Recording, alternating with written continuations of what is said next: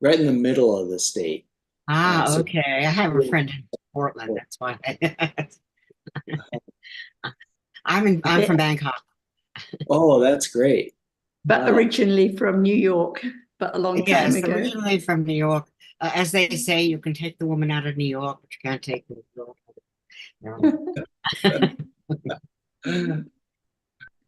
However long she lives in Bangkok, she always sounds like a New Yorker. You never get rid of that accent.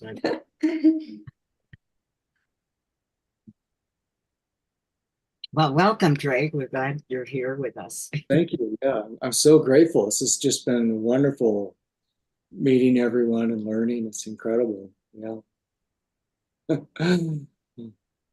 Yeah, it is. This is the best thing in my Mhm. life. But sometimes Mhm. I get dragged away to do other things. So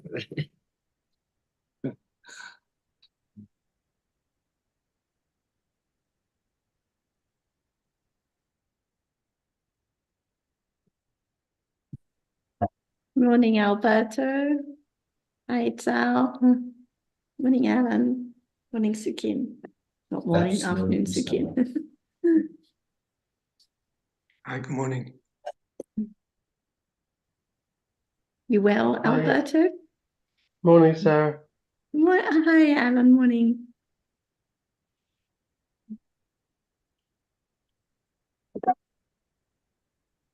Or late afternoon as it is for us.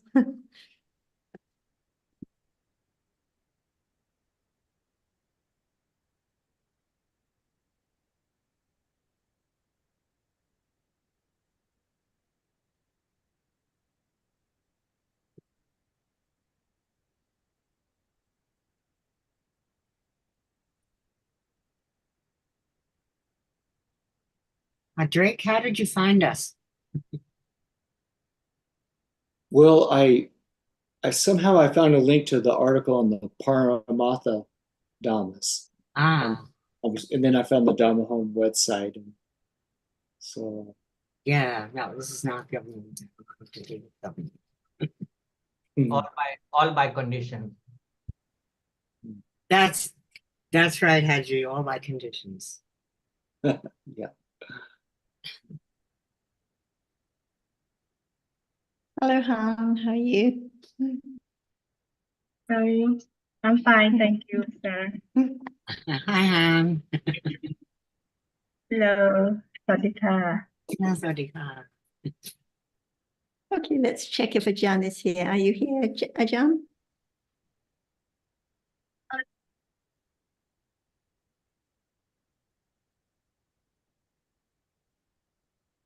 สวัสดีค่ะ I'm here now.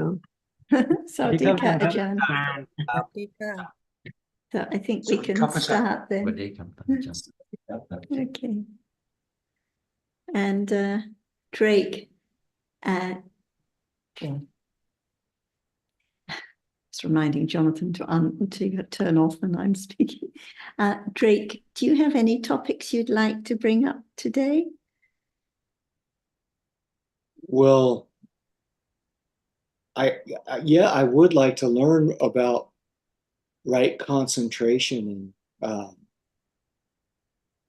is it necessary that all three of the akusala roots are absent in a moment of right concentration, and so that uh, if we try and practice um, mindful breathing with, but there's attachment or there's delusion, it won't lead to the right result. Uh, Okay, there's a lot in your topic. So first of all, starting with the first word, concentration. So what is concentration according to your understanding?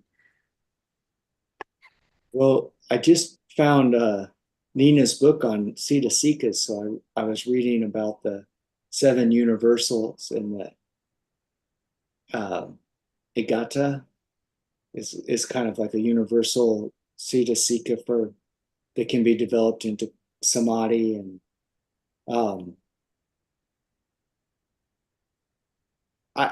I think that it has to be accompanied with some level of pana, and that it results in like the suppression of the five hindrances when it's successful. It and that all these mental factors arise spontaneously. They can't be chosen or directed by a notion of a self.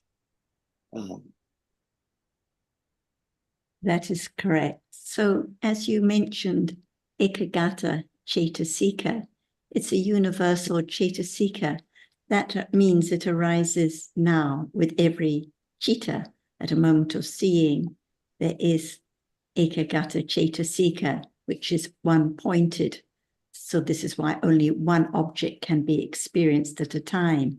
So at the moment of seeing or hearing, it's not right and it's not wrong, because it's just result concentration with the result citta of seeing. And the same at moments of hearing, smelling, tasting, and touching. It's not kusala or akusala. It's just the result of karma arising for a moment and gone. At moments of thinking with attachment or ignorance or aversion, which is most of the time, Ekagata Cetasika arises with each of those cittas. And at those moments, it cannot be kusala because the roots are unwholesome.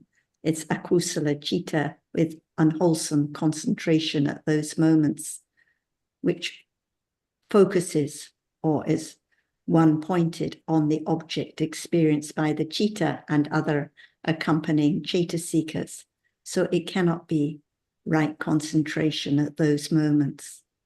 So only at moments when the citta is wholesome, when it is kusala accompanied by kusala cetasikas, only at those moments can the Ekagata Cetasika, the concentration, be wholesome and experience the same object as the wholesome citta just for a moment.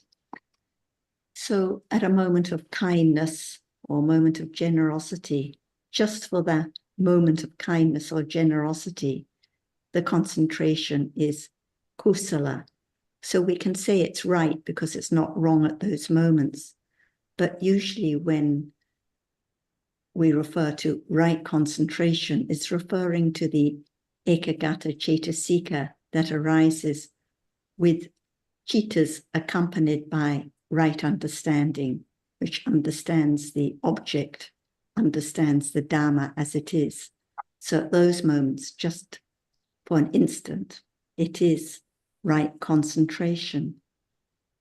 Now, at moments of, like you say, at a moment of we try to be aware, we try to understand, we try to focus.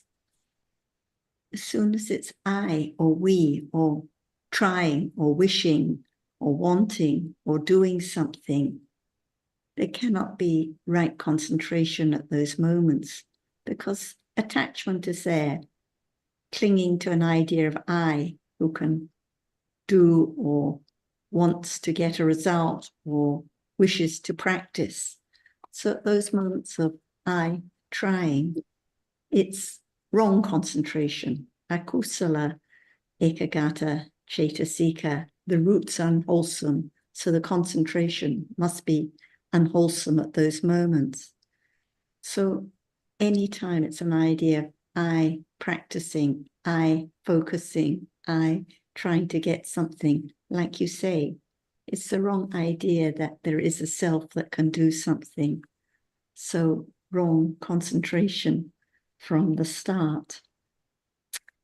And perhaps I'll let Jan carry on and add more, unless Jonathan wants to say something. Oh, Jonathan's saying something first. Just a couple of quick words. Concentration, as Sarah has explained, is one of the universal cetasikas. So it follows the citta in terms of its being kusala or akusala. or right or wrong. So it's not necessary to think in terms of developing right concentration as something that is separate and apart from developing kusala itself, and in particular developing the understanding that are moments of insight towards the path. So there is kusala that is mundane, that is the ordinary kusala of generosity and friendliness and consideration and so forth. And there is kusala that is are the moments of awareness and understanding of the nature of something about the nature of a conditioned reality. And these are moments at which the path is developed. And so we can refer to this as a different kind of kusala than the other mundane ones. And it's similar to this slight divergence in the case of other mental factors like effort, virya, and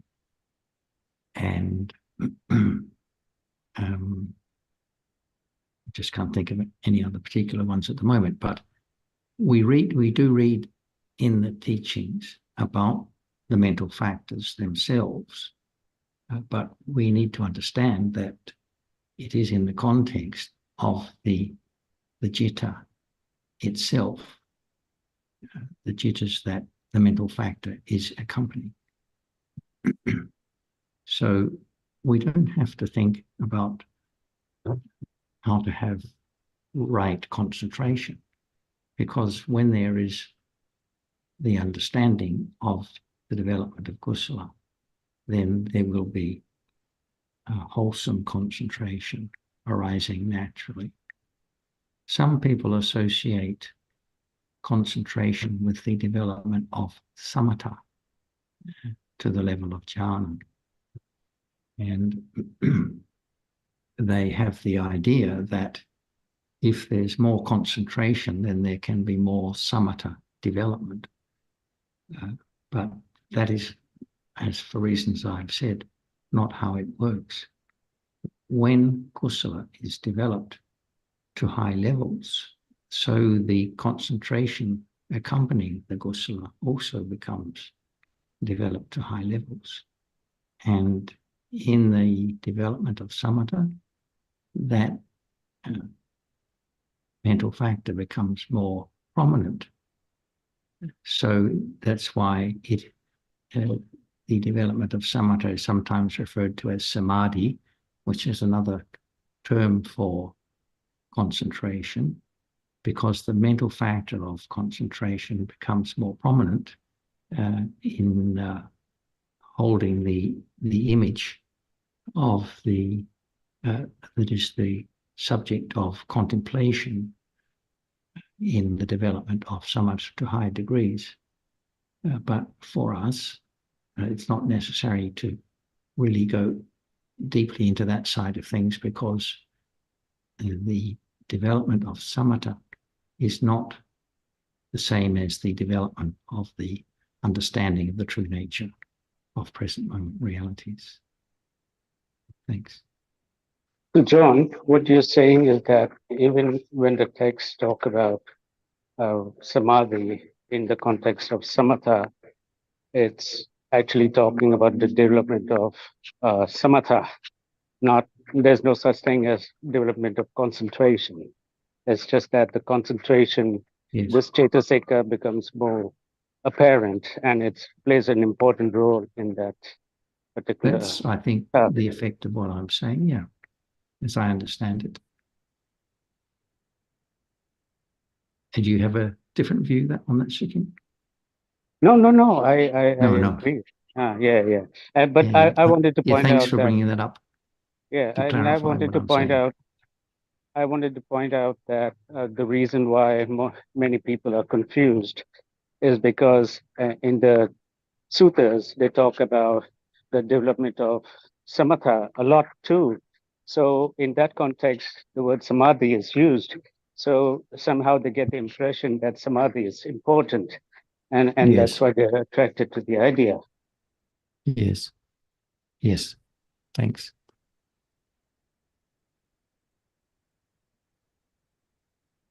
And so, yes, go on, Drake.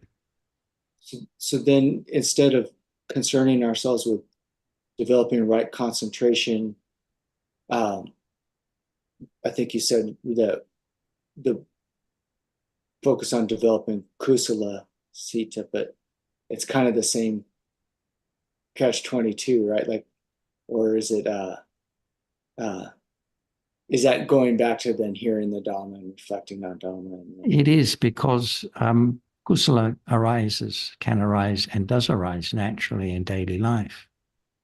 There are moments of kusala when one reflects on the Dhamma, for example. That can be a kind of kusala, reflects on the Dhamma that has been heard. There are moments of kusala when one is respectful or is considerate towards another being. There are moments of kusala when one thinks of others, not as an enemy, but as a friend or a fellow human being, for example, and has their welfare in mind rather than their harm.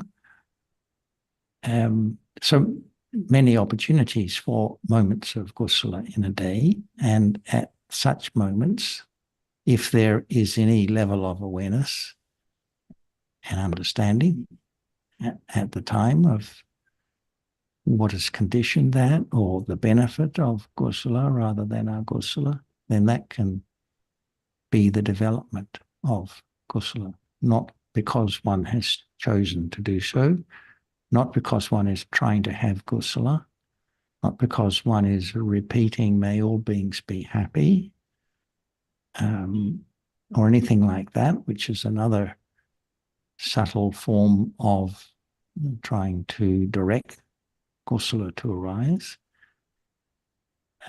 So it's not a catch-22, really, because for the reasons I've just said, because the natural tendency is there, it's been accumulated, but it may not arise as often as we would like it to. And also because when we have the opportunity to discuss Dhamma, there are useful reminders about the benefit of kusala rather than akusala in daily life, as well as discussion relating to the Buddha's teaching specifically about understanding. Drake, I want to add some small point. Like when we saying that, oh, we should come and consider by listening Dhamma or do other kusala. Actually, we have to know also that this is actually all attachment and wanting, and it's not that because we want a good deed to arise, but all Dhamma arise by their own conditions. So, like just you said, like so, I'm just saying that we tend to, oh, we should do this, we should listen Dhamma, we should concentrate on do other good deeds, but even this is not good because it's all wanting. Yeah, that's it. I don't want to say. Thank you. In other words, Drake, we could say it all comes down to the understanding at this very moment. Without right understanding, there'll be no idea of what is right and what is wrong concentration, what is kusala, what is akusala, what is the Dhamma that experiences like seeing, and what is experienced, the visible object that we chatted about in a Monday discussion. I think understanding the difference between those realities that experience and those realities that don't experience anything, there will always be the idea of I or someone or doing or practicing or focusing without the understanding of what appears now as conditioned, not in anyone's control at all. So as the right understanding develops of Dhammas, first of all, what Dhamma is, this is the only way that there can be understanding of what is right concentration, which will develop naturally with it. And I'll just see if Ajahn would like to add some comments as well. We are talking about that which is there now, but it's not known. That's why we have no understanding of the truth of what is there, no matter now or then, without hearing about it and carefully consider the truth of it, which is so very deep. We are acquainted to the meaning of concentration. But what is that? It's me or I or someone. But the truth is that there are realities which are conditioned to arise together to be there. But each is different. For example, now there is seeing. Who knows that there is also that which we say concentration. But in truth, what is it? No understanding of the truth. Just become used to the meaning of it as concentration, it's not lopa and so on. But the truth is that if there's not enough understanding of the nature of what is there must be wrong understanding, taking it as something all the time, no matter what we are talking about. For example, right now, what appears is that which we call concentration appears. Or what is that which is now appearing? Is there enough understanding of the nature of it as the truth of it that Buddha had enlightened and told us all about each one as it is, to let go wrong understanding and taking it for I or something in life from life to life? That's why we learn to understand what is there. So what is there now is seeing. Sorry, we call it seeing. But no matter we call it seeing or not, it's there, seems. So the truth is that there is seeing, but the nature of seeing is not known. So there is the idea when there's no one, it's me, I see, now I see. But in truth, what is that which is moment of seeing and no moment of seeing? Just only very short, the moment of seeing. And what about the moment of thinking and hearing and so on? That's why there's no understanding of what is there from birth up to now, from life to life. So learning to listen to the word of truth, carefully consider the truth that what is said, just one word at a time. Dhamma, what is real now? It's real. So many realities appearing from moment to moment. So we call all realities which have their own characteristic, their own nature, and their own function as real, a reality. Many realities right now. Nothing is known. That's why we learn to understand the truth of life. That's why we talk about what we say concentration, to understand what is it. It's just like anything which is conditioned to arise, to be different by different conditions. So now, Buddha said, there is one pointedness moment of that which appears different from the seeing, because seeing just arises to experience the nature of that object which is seen. But at that moment, there is not just only seeing, there are other realities arising together, condition each other to arise and to perform their functions. And one of it is that which is not known, the reality which is one point to one pointedness to the object which is there. See, it's there. If it's not one pointed on the object which is seen, can they be seeing? Because it has to directly experience that which is now appearing. Its function is the reality which just arises and is the chief of experiencing that object. Why it is the chief? Because there are other realities arising together, experience the same object, but not as the chief of experiencing the nature, the real nature of that which appears. But the other reality is then perform its function as with phassa. See, we just heard about a reality which contact the object to that which arises to see it by conditions. But is now contact appearing? Not at all.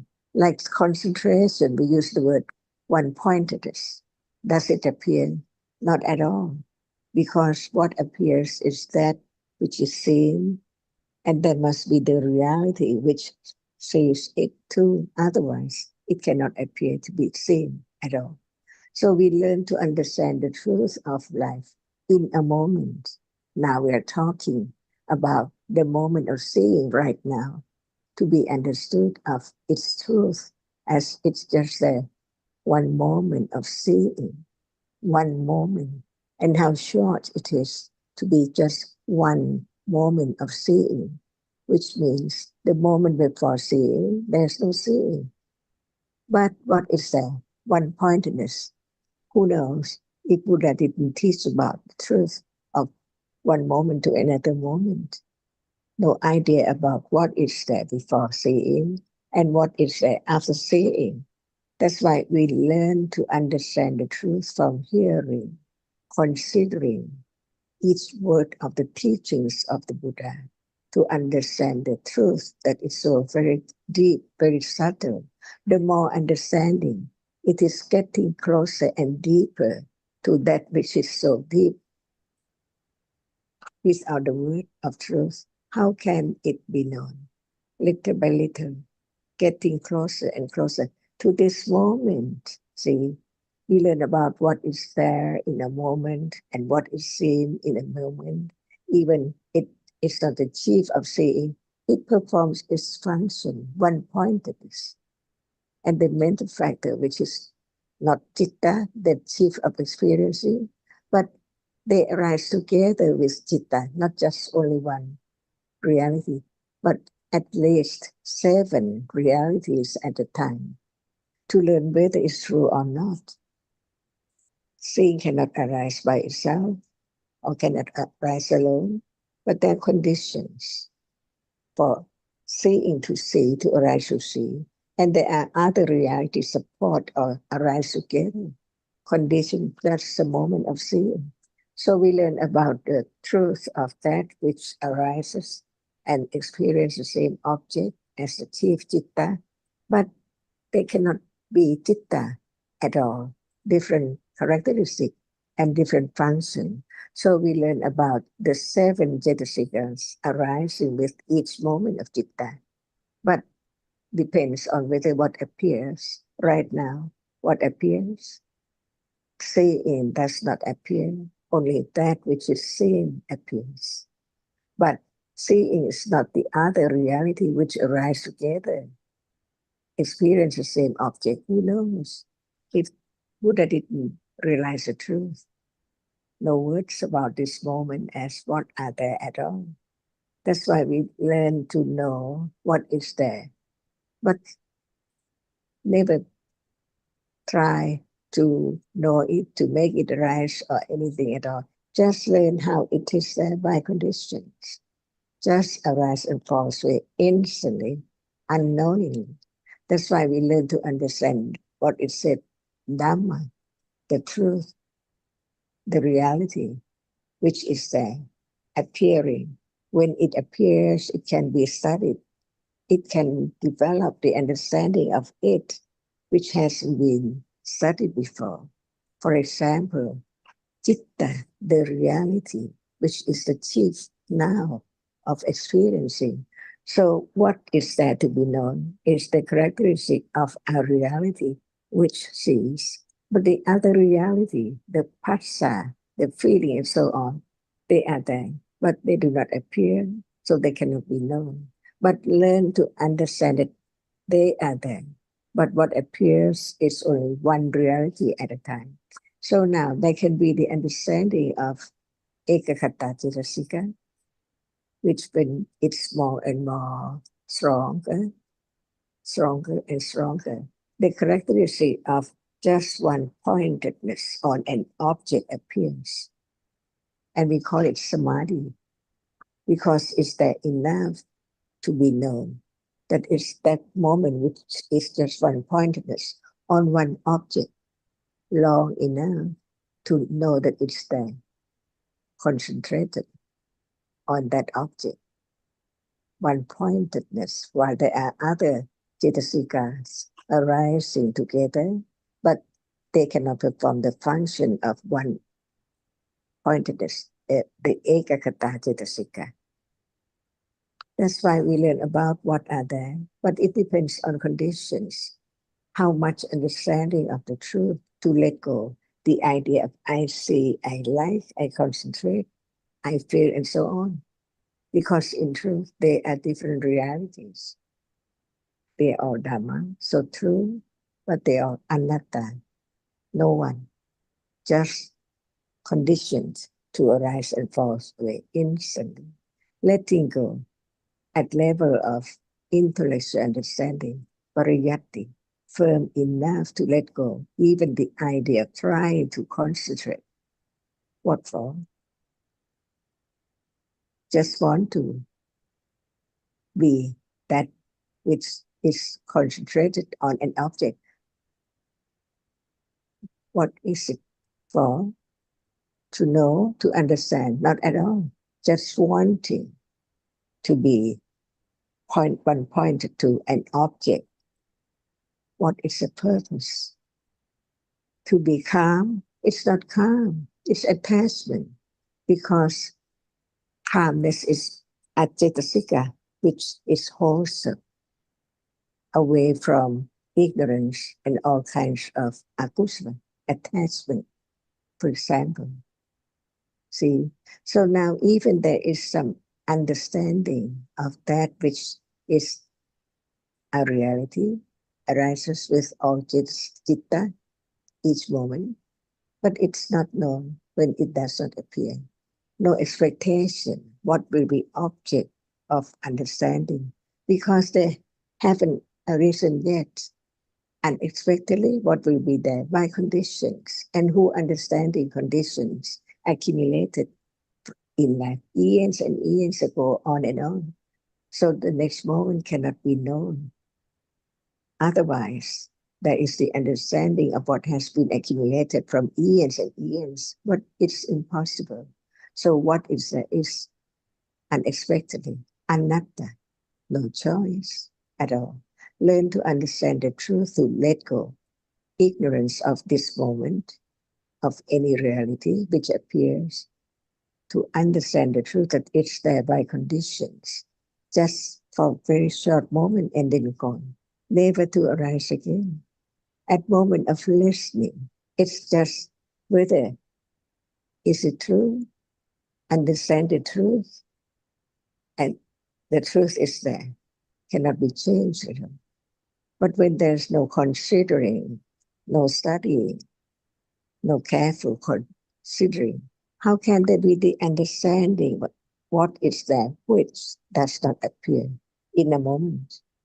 And each moment is different by conditions. But these 7 cetasikas arise with each moment. This is the letting go of the idea of I, it's there now, concentrate or feel or whatever is there. Because there are different realities conditioned to arise in such a way as it appears and then gone, never to arise again. Is it true? Be truthful to the truth and be true to seeing rightly. It's not ekakata cetasika at all, because it sees, it is a chief of experiencing, but there must be a reality which is one point on the object for citta to experiencing it clearer because of that reality, which performs its function to be one pointed on that object for citta to experience the truth of it. They are there by conditions, not anyone at all. Otherwise, without understanding a little more of the truth of each reality, there's no other way to let go. Ignorance, attachment to that which is not known as is there. So very short. Is it true right now? This is the study of Dhamma. What is there so true in life?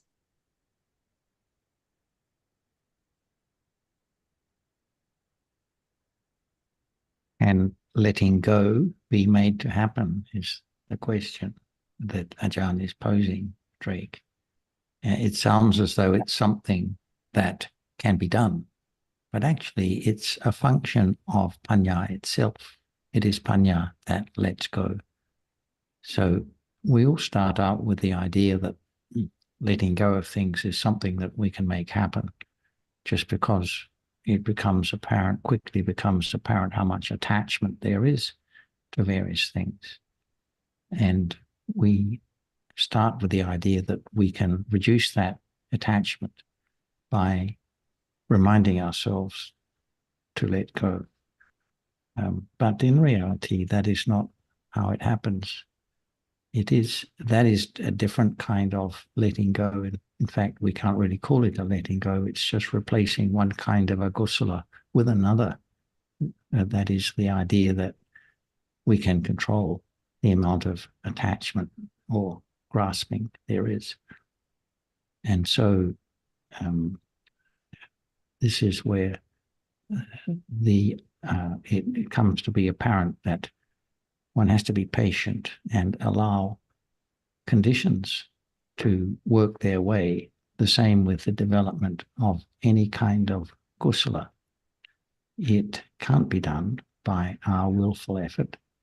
It can happen if we appreciate that kusala does arise from time to time, and kusala reflection can be conditioned by discussion such as this, where we hear things that we haven't heard before. That is an explanation of the deeper meaning of the Buddha's teaching. John, there's gradual. something. Sorry, Shikin. Right. Now, there's something I'd like to express, and I may be wrong, but it's something that came to my mind last Saturday when Hang asked her question about this letting go and detachment to Achan. And this thing came to my mind because my reaction was just as yours, and that letting go is the function of panya. So, but then I thought that is that exactly how it is? Can we say that it is the function of panya? Because the functions, when we talk about function, we're talking about one of the four aspects of a reality. So the function of letting go is actually of alobha, whereas panya understands. We can say that panya conditions the letting go. Or is it also true that panya functions, one of the functions of panya is letting go, which is correct? Well, if we are thinking of those four aspects that, like proximate cause, function, manifestation, etc., that's correct, I'm sure, because the real function of panya is to see clearly. But loosely speaking, letting go is what happens when there is understanding, or if there's no understanding at moments of alopa. But also the letting go seems to be more fairly directly correlated to panya, to my way of thinking. That's all I can say on that. Yeah, I agree. I mean, that's why all this time I've been thinking about panya doing the function of letting go. But I think to be more precise, because I think this is related to Hang's question, because it sounded at that time to be that she was saying that she keeps hearing this, that Panya, let's go. So I thought that maybe this is more precise. Well, Can I we think also when we say- talk about, John, so, can we also sorry, just say that half a minute, Betty. I just say when we talk about letting go in terms of the development of the path, specifically, not in regards to what is the visible object at the moment or what is a nice taste or that sort of thing, that then it is truly alopa. But if we're talking about the letting go that is needed for the development of the path, then it's panya. Sorry, Betty. Right. Thanks. I was just going to add that the letting go is basically a result of fun. I think we looked at that one, Is basically what, Betty? a result of fun. Yes, by understanding, there is the letting go of attachment, the letting go of ignorance.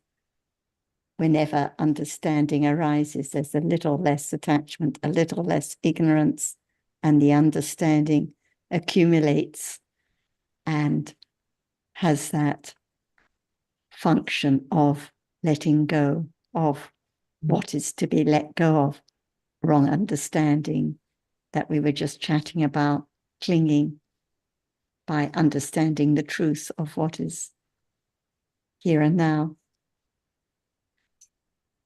So I agree with that, Betty. I just want to ask about let go as well. I mean, if the like a moment with just with kusala without panya, I don't think, I'm not sure. So maybe someone can help. I don't think that is letting go, because there's no right understanding, and how can there be less let go of ignorance and all that, because there's no understanding. So I don't think. The point is that the kusala without understanding doesn't develop. By conditions, metta may arise. By conditions, generosity arises. But without understanding, there is no development of kusala, no development of understanding. And it's the development of understanding and other kusala that leads to the letting go of ignorance and attachment and akusala, on and on. Yeah, so I think So that's why the understanding is very important yes. for the letting go. So Without seeing the truth of what is, for example, wrong concentration at this moment, how can there be letting go of wrong concentration? Not by I doing anything. So it is by understanding its nature now, when it's there, when it appears, that gradually there is letting go of that habit, that tendency. yeah, so not kusala without panya doesn't let go, because no understanding and what to let go without understanding. Yeah. And so back to your original question in the second part, Drake. So the point is that whenever there is delusion, which you mentioned, and the idea of I trying to do anything, there cannot be right concentration. There cannot be right anything at those moments. And then you mentioned mindful breathing. So first of all, mindfulness. What is mindfulness as you understand it? Well, I think it might have a couple of different aspects. One is like to bring to mind, like, to reflect on Dhamma, to bring to mind, to be aware of that which arises in the moment, like to distinguish between thinking and recognizing a Paramatha Dhamma. And what brings to mind, or what is aware?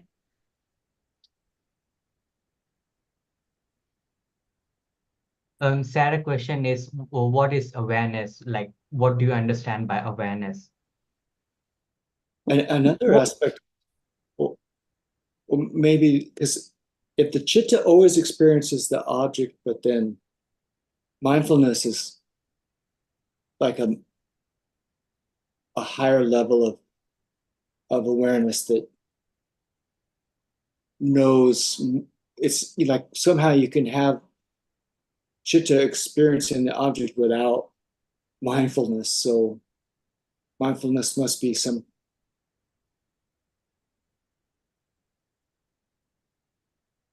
Is mindfulness a reality, or is it just an idea, a concept, as you refer to it?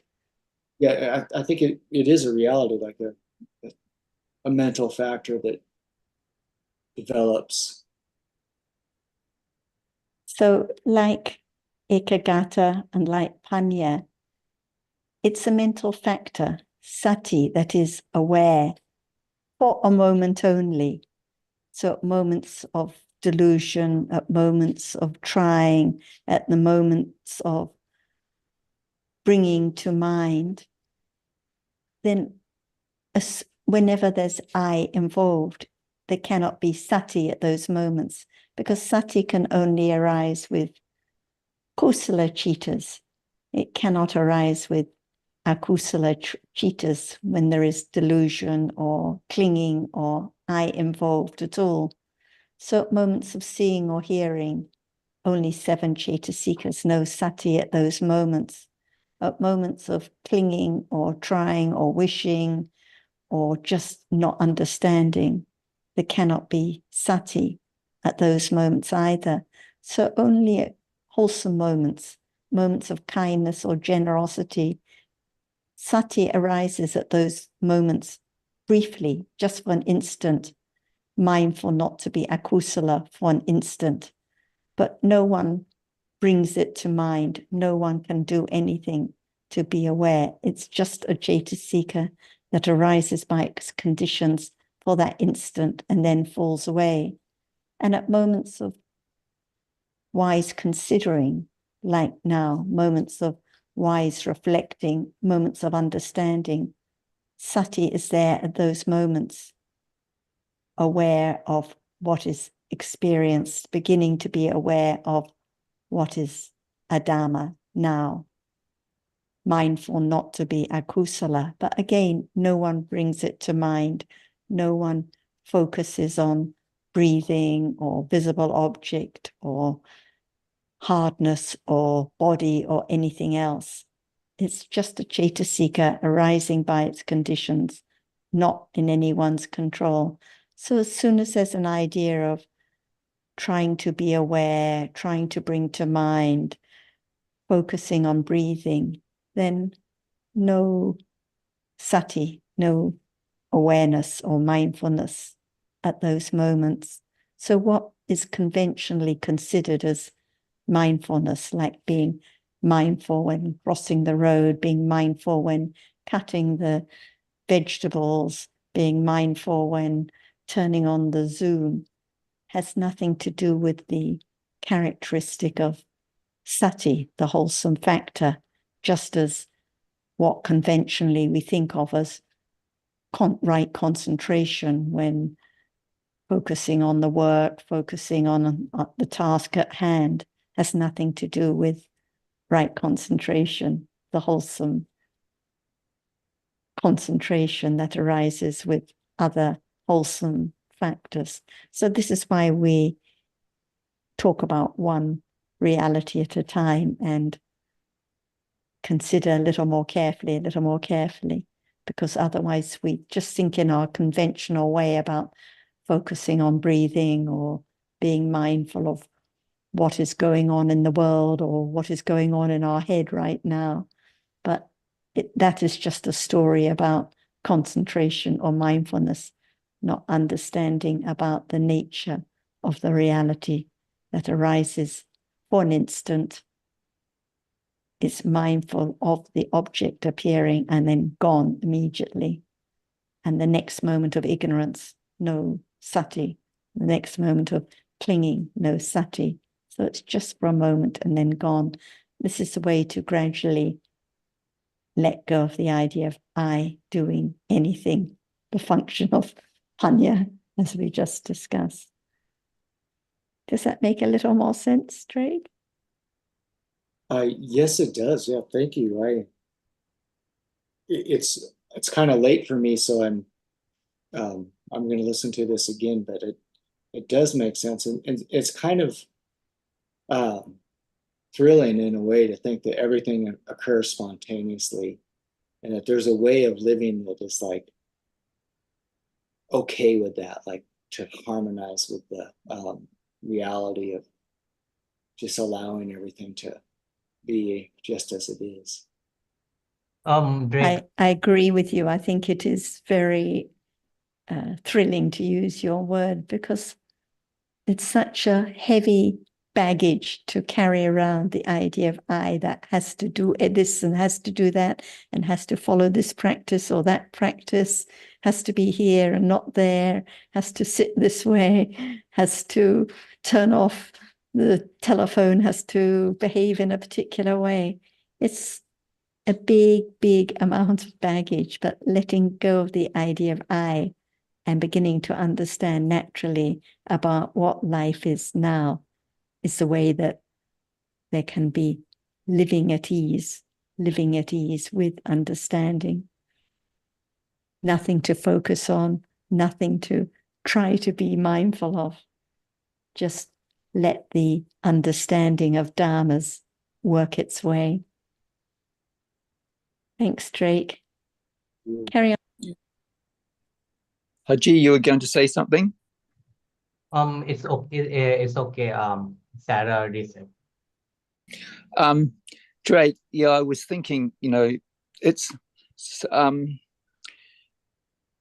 aware sometimes that you need to formulate questions, like bringing to mind, but as Sarah has indicated, that certainly can be a very loaded perspective from the idea of a self who's got to do something, and it very subtly underpins so much of our life, so much of our daily life, that we often inclined to bring it over when it comes to understanding the Buddha Dhamma also. And as you've just mentioned there, that it is kind of a relief to begin to appreciate that the conditioned nature of all Dhammas, the more sati, the more understanding there is, the more sati there will naturally have to be. So it's a little by little process. But as I said, look, I'm sympathetic towards you because formulating questions sometimes, can be tricky because they can subtly imply or overtly apply the idea of a self. But, as you've just indicated there, that you can begin to appreciate that there's no self involved, for the understanding of the reality which appears now. And usually there is forgetfulness or not sati at those moments, and the more there can be the understanding of the reality that appears, whatever that is, hardness, thinking, sound. There are many different realities appearing, especially the rupas, for me anyway. I think nama is a very subtle reality, and it's I think that's quite a bit down the track. Personally, that's how I'm viewing it. But there are different realities appearing, and I don't think it's useful, as I perhaps might have intimated then, that you have to try and say, oh, well, that's not appearing, what's going on? It's just, that's not the right approach. It's just to begin to appreciate whatever reality appears and to develop understanding of what that is little by little. And it can become clearer at times. But this aspect of a self who's in the equation, Sarah mentioned there, like, having to switch off things or go to a special place or everything. That's very overt aspect of a self who's overviewing the whole business, and that won't go any place at all. it'll just lead to more and more wrong understanding. Yeah, like everybody, if we never heard Dhamma, in every life is going to be we, me, I, something all the time, blindness, darkness, without if no understanding. So most of our life that's have to go on and on. We are staying in darkness and wrong view and all the time. Yeah. Yeah, well said, Haji. Yeah, it's very subtle. Sometimes it's quite obvious when we hear people speaking about it. And it does take time to begin to appreciate the conditioned nature of all dhammas. But anyway, look, let's hear from Tanajan on this matter too. Yes, Thanachan, yes.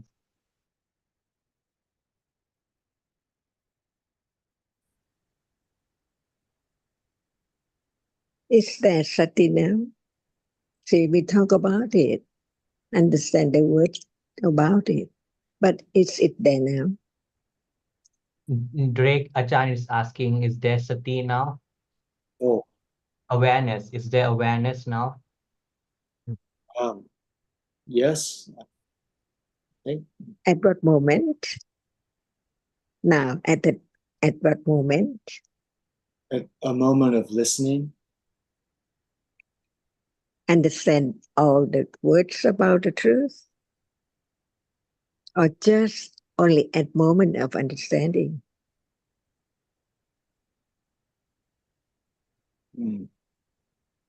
That's At a moment of understanding. That's why we learn about the truth. It has to be there, but it depends on understanding. How much understanding of the words about it? Not yet. The moment when it appears, because not enough conditions for whatever is there to appear to be known as we have heard. It takes quite a long time, but as it's so rare, it can be known depending on conditions. When it's not strong enough, there's strong condition to think about other things with lopa or with dosa as usual. But when it's the moment of not forget about the wholesomeness that can be there at moment of giving, at moment of helping, at moment of being friendly, see? It's because of sati, not only sati, but there are other wholesome realities arising together. That's why we learn about the truth, to let go the idea of not understanding. So it's taken for I see, I like, I'm be friendly, I'm be friendly, and on. But the truth is that the reality which is there does not appear to be object of understanding of the truth that we have learned about it. But we just learn about what is there. But anyone of what we have heard now, does it appear or not yet? But we learn to understand. Otherwise, when it's there cannot be any understanding of the truth at all. Even right now, we learn about seeing, but the nature of seeing does not appear to be known, but to be understanding little by little of what is there as the reality, which is the chief and of experiencing, and the reality which is one-pointedness, and the reality which not forget about wholesomeness. See, that's why without learning about what is there, nothing can appear to be known as its nature, as it is at all. So it's taken for my or me or this person or that person and things all the time. That's why Buddha understood how very strong ignorance and attachment and all kinds of akusala has been accumulated from years and years ago. So just have them heard about the truth little by little until it's strong enough to condition the moment of understanding what is there now, which is appearing. not just the word about it, but the nature of it appear only to understanding. Otherwise, it cannot be understood. For example, ignorance right now, it does not appear as ignorance. So ignorance is there on and on from moment to moment. That's why there are higher degree of understanding the teachings of the Buddha, pariyatti, patipatti, and pativeda.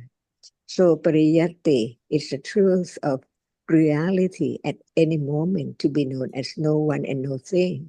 All dhammas are anatta. Not forget. See, and that is sati, which does not forget. But in a day, is there any moment thinking about that which appears as just a reality? No one can make it arise because it's there already. If one tries to make it arise, what about the moment of making arise? It's there already by conditions.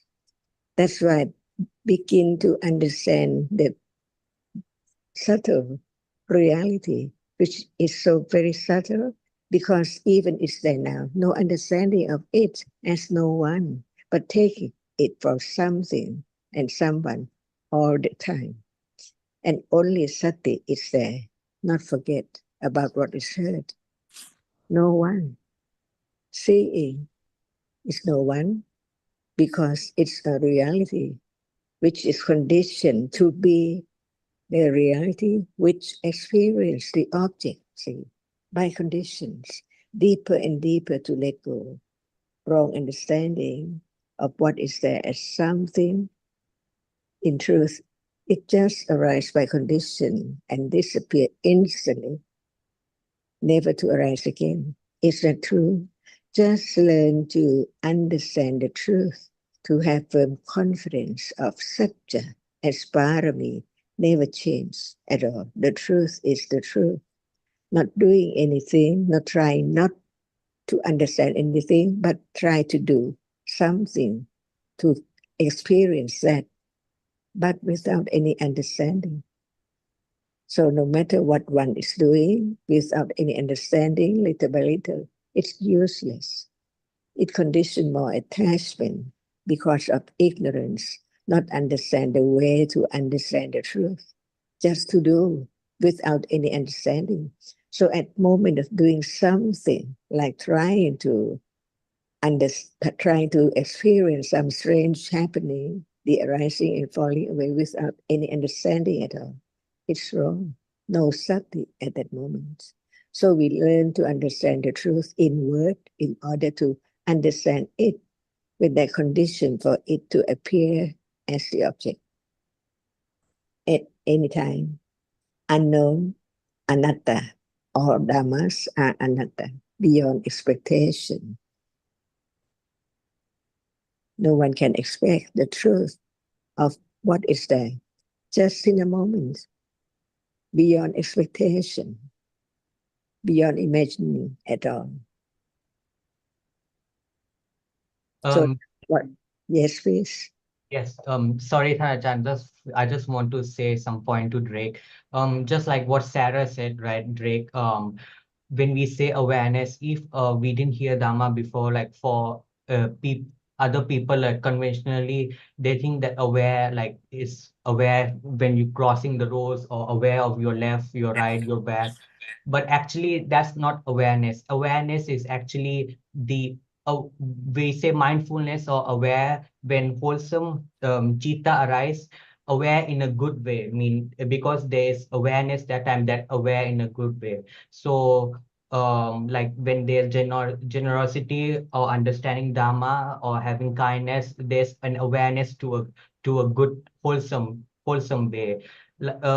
And when we say that unwholesome consciousness, it's a moment of forgetfulness. Forgetfulness here, it's meaningful because there's no awareness that aware in a good way. So the nature of all unwholesome is always forgetfulness. Even out in our daily life, like right now we are listening to Dharma, like you're saying, I asked you that whether there is awareness, and you're saying yes, there's listening, but actually most of the time is unwholesome. We're listening with unwholesome. It's all the time forgetfulness by with akusala. So awareness is not what conventionally like worldly people think of aware being of like crossing the road, awareing of your surrounding, your environment, all etc. That's not the meaning of awareness of what Buddha taught. What is sati or awareness is. So Drake, is there awareness now or is forgetfulness now? Oh,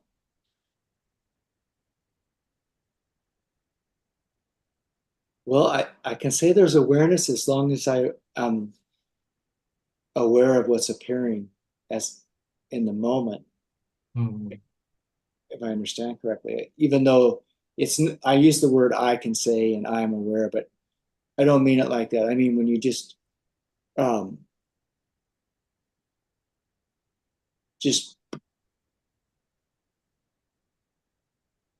Yeah, Drake, it doesn't have to be problematic to use the word I. At times we need to convey ideas. You know, the Buddha would have used that word many times. You see it in the suttas, aham, which is the Pali word for I. You know, it happens regularly. Tanajan, I was thinking that you've helped us to appreciate the subtlety of Dhamma. And I'm aware when I listen to others who are starting to listen to Dhamma, or even for those who have heard it for a long time, how easy it is to have this idea of a self who needs to do something. My question to you would be something like this.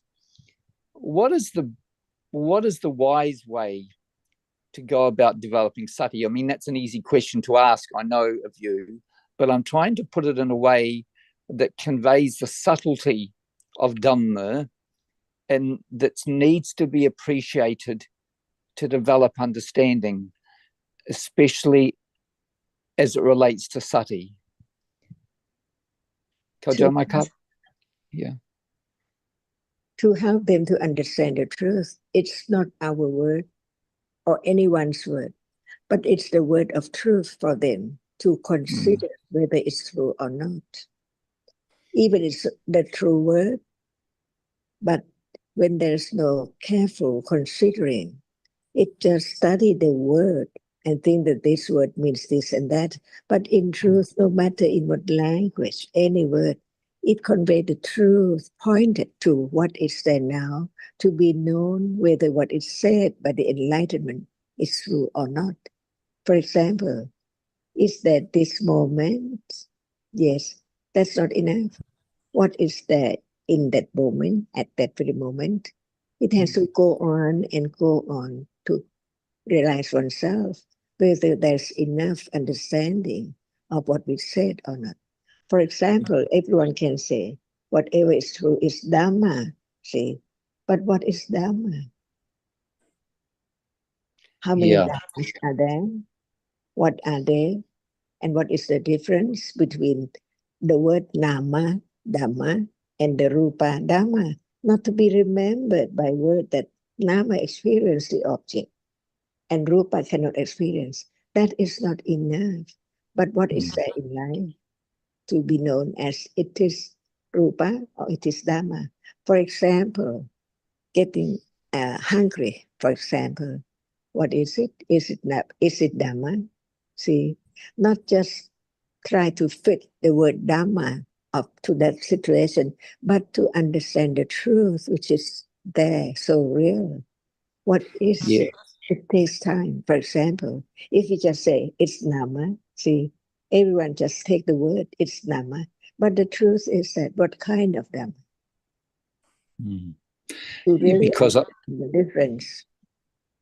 I appreciated what you said then just a moment ago, that often there can be the tendency just to fit the word to our understanding, and that understanding may be unhelpful or may be wrong.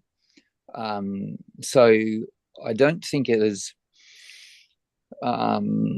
particularly easy, especially in the beginning, to appreciate the subtleties that are involved with Dhamma.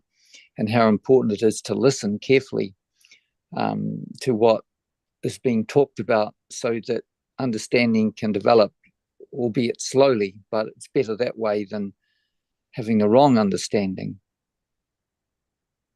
For example, if we don't study carefully, can anyone understand the difference between vitaka and sati? They learn by word, but at the right moment, thinking about wholesome deeds through speech or deed or mind. See, so many subtle reality in life, all day, Yes. from moment to moment. And it's not just understand the word and try to fit the meaning that Buddha used in Pali language, or the other cannot understand the Pali language. But reality can be understood by anyone who consider the nature of the meaning of the word according to what is there. Not just remember the meaning and think that one now is learning the teaching of the Buddha. Learning the teaching of the Buddha is understanding what is there, that he used at such and such term.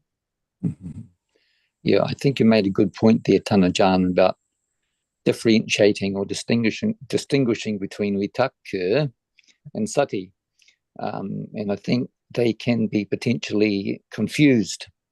How would we, seeing you've raised that point, Tanajan, how would you help someone perhaps relatively new to Dhamma to distinguish the difference between those two chaitasikas, sati and vitaka? So there has to be the understanding of the point of what for listening to Dhamma. Be true to that moment. Why does one listen to Dhamma? To understand the word, to take the word for its truth, or just understanding the truth of it right now when it's there.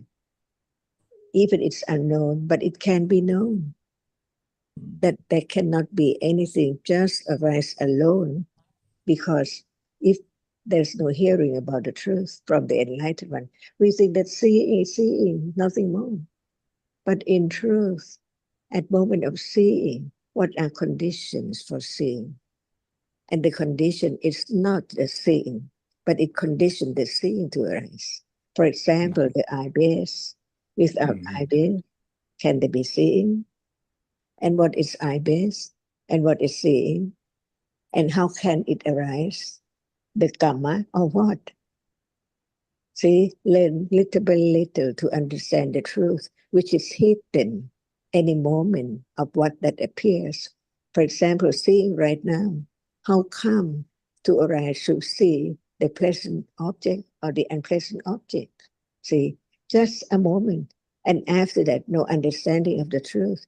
Take it for something with like or dislike by conditions. Again, what degree, what level of like and dislike in a day or Dhammas. But we just learn about the word and think that we understand the reality.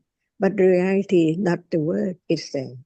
To study carefully about that which is experienced, that which is seen, and the seeing. See, this is higher development of understanding that what is heard is not known, just the word.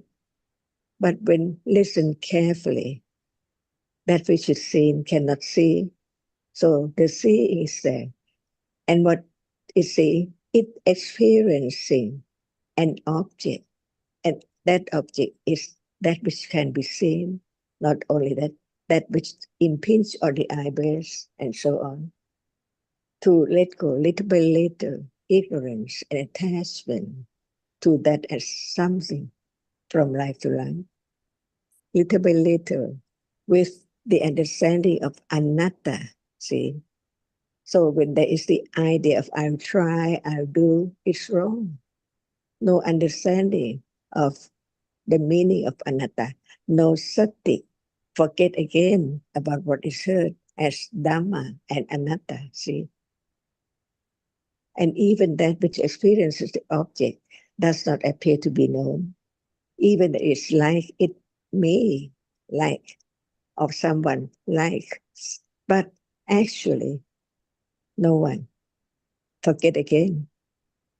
That's why we listen again and again to be conditioned to understand the truth, little by little, letting go so very little by little, unknown. And that is the only way, the fourth of the Four Noble Truths. No other way at all. And all depends on understanding as achieved. Without understanding, ignorance, attachment, and all kinds of akuslas there, moment to moment. After seeing, hearing, smelling, tasting, touching, all in a day. Is it true? Just have the firm confidence of Satya, to be Satya Bharami, not to take the other way, not to try the other way, not just want to be, but understanding at that moment what is there. Wanting is a reality, not known when it's there. But from hearing again and again and again, it's there as a reality in order not to take it for I or anyone. It's a reality. Yeah, they're all very helpful points, Tamajan. Appreciating, excuse me, what you're saying there about Satya Bharami, how important it is to be truthful to the truth, as you say, not just our interpretation of it or what we've heard or what we may have heard in the past. I think it's easy to misunderstand and not pay respect to the truth, and get confused, or which can obviously lead to misunderstandings. So you're saying that it's so important, obviously, to be truthful to the truth by way of Satya Bharami, and then there can be more conditions for understanding. Sundara, I just want to add something to you. So when we say Satya Bharami, but how can be Satya or truthful to the truth? What is it? It has to be understanding. When understand to the truth, according to the truth, how is it? That is truthfulness to the truth with Panya, not that I have listened to this teacher and this and that and that. But what it have to be wisdom, that understanding, and that is truthful to the truth, because understanding Dhamma how it is. That's a good point, Haji. Appreciate that. And back to the original question or point was, as soon as there's any idea of how to develop awareness, how to be mindful, how to have right concentration, it's the wrong question, it's the wrong understanding, because it already suggests something to be done, something for I. It's not the understanding of Dhammas. So, as Hajit mentioned, it's just the understanding that leads to the development of awareness naturally, not any idea of how to or doing anything at all, without understanding of what awareness is, what its nature is. When it appears, it cannot be developed. So it has to develop very naturally, not any idea of I doing anything or anyone doing anything, however subtly. Yeah, just like Sarah said, like Drake, like awareness, like what I said, that awareness being like crossing the road and all that. But that's not meaning the awareness. Awareness is just what I said, aware to a good way. Actually, we all the time in our daily life is mostly unwholesome consciousness, and nature of unwholesome consciousness is forgetful, because there's no awareness to aware in a good way. So when we think that, oh, I'm awareing my mind crossing the road, that's all thinking with lobha, with forgetfulness. All those moments of thinking with forgetfulness, it's not an awareness. So we have to know awareness, what Buddha mean awareness, and what conventionally people say awareness is a completely different thing. And as you said, even now, we think listening to the Dhamma, now there is awareness, but it just arises for a moment and then it's gone. No awareness at the moments of seeing and hearing, no awareness at the moments of ignorance or attachment, no awareness at moments of being bored or forgetful. So most of the time, no awareness, even right now. Better to know.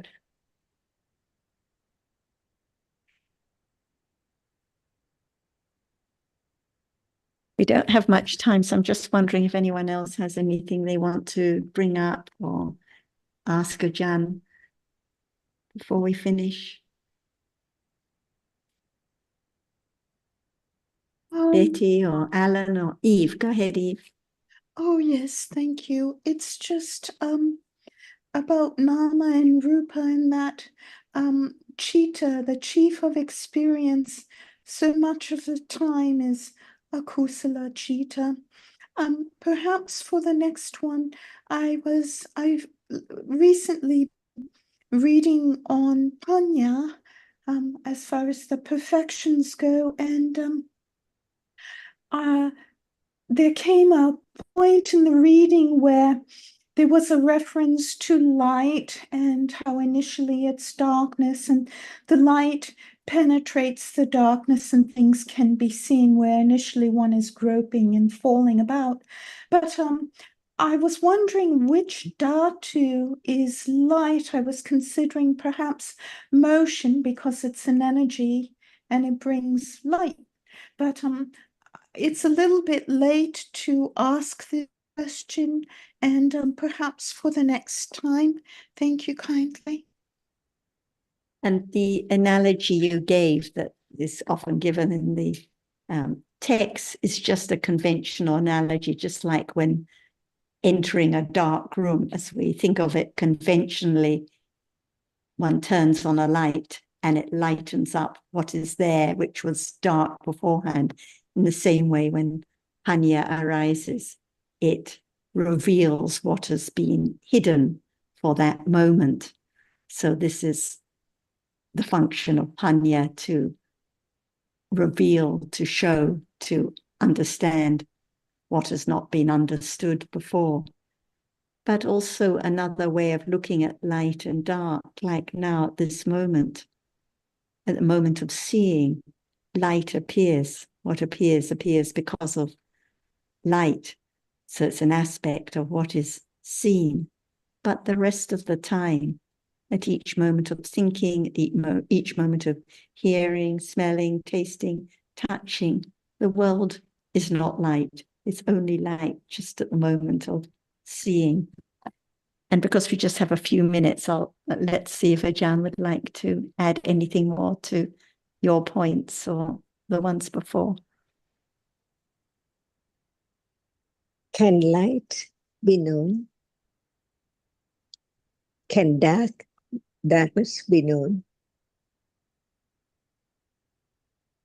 See, reality is reality. The truth is the truth.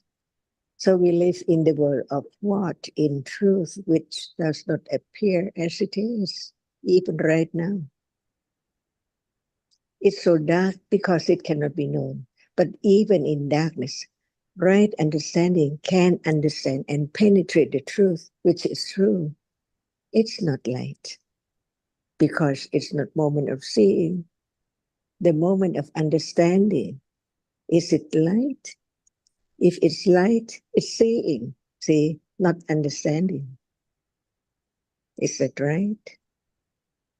Consider the truth which does not appear as it is yet, but consider what is true. Usually in a day, what is the truth of each moment? Few moments of light, or light is not as that. In truth, we live in darkness or light, lightness. Now, see, is it true? One moment of seeing, and the process of that which follow the scene, experience the same object, but the object is so very short and then gone, comparing to the processes after. See, in truth, when Panya understand the truth, what is it? It does not appear as so many things around right now at all. It's light all day, but in truth, darkness more than light. Is it true? Just consider the world does not appear as it is because no understanding of the truth. So what is true can be known. Imagine right understanding of that moment, understand the truth. So just learn to understand what is true and what is not true. What is there now? One moment, one process of that which appears as light, and the other moment in darkness. Other doorway is not light at all. But there can be the understanding of what is there, because all in darkness except one doorway. Just understand the truth, whether it's true or not. If it's not true, what is true? When it's true, anyone can talk about the truth of it. But what is not true is there, which now appears to understanding or not understanding the truth of seeing, and that which is seen enough to understand the difference, truth of each doorway, different doorways. Even hearing about the truth, what is true has to be so true to be known.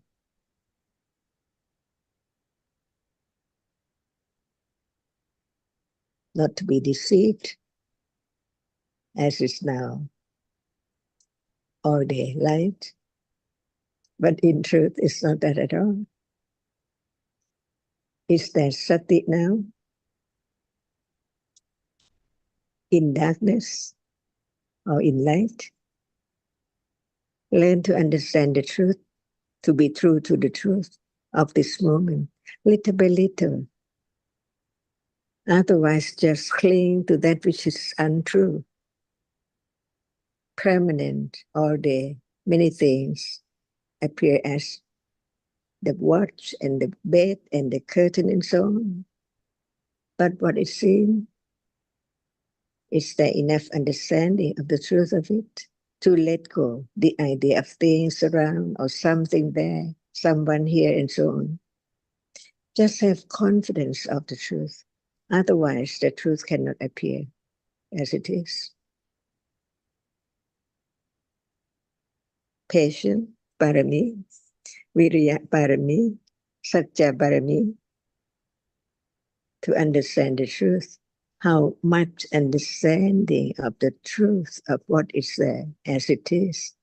First level, intellectual understanding, which is not the last one.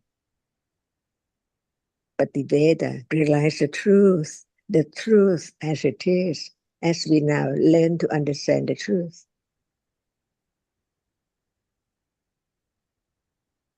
Can it be known easily or understood easily? To let go that which has been accumulated easily? Impossible. That is why Buddha developed parami for quite a long time, not to have akusala arise and to understand the truth little by little to become the enlightenment. Samma Sambuddho.